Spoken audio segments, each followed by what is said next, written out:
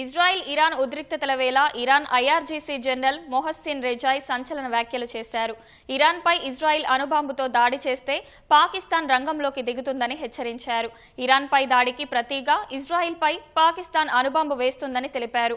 అయితే పాకిస్తాన్ రక్షణ మంత్రి ఖవాజా మొహమ్మద్ ఆసిఫ్ ఈ వాదనను తోసిపుచ్చారు. ఇరాన్కు పాకిస్తాన్ అలాంటి హామీ ఇవ్వలేదని అన్నారు. మధ్యప్రాచ్యంలో ఉద్రిక్తతల వేళ ఇరాన్ సంచలన ఆరోపణలు చేసింది. తమ దేశంపై ఇజ్రాయెల్ అణుబాంబును ప్రయోగిస్తే పాకిస్తాన్ రంగంలోకి దిగుతుందని హెచ్చరించింది. ఇరాన్పై ఇజ్రాయెల్ అణుదాడికి పాల్పడితే ప్రతిగా పాకిస్తాన్ ఆ దేశంపై న్యూక్లియర్ అటాక్ చేస్తుందని ఇరాన్కు చెందిన ఐఆర్జీసీ జనరల్ మొహసిన్ రెజాయి అన్నారు. ఇరాన్ ప్రభుత్వం ఆధీనంలోని టెలివిజన్ ఛానల్కు ఇచ్చిన ఇంటర్వ్యూలో ఈ వ్యాఖ్యలు చేశారు.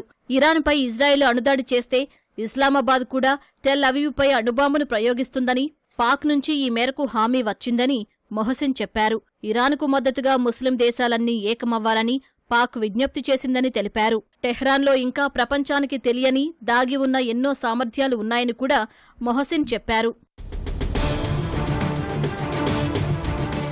తుర్కియే, సౌదీ, పాకిస్తాన్ ఇతర దేశాలతో కలిసి ఇస్లామిక్ ఆర్మీని ఏర్పాటు చేయాలని మొహసిన్ పేర్కొన్నారు.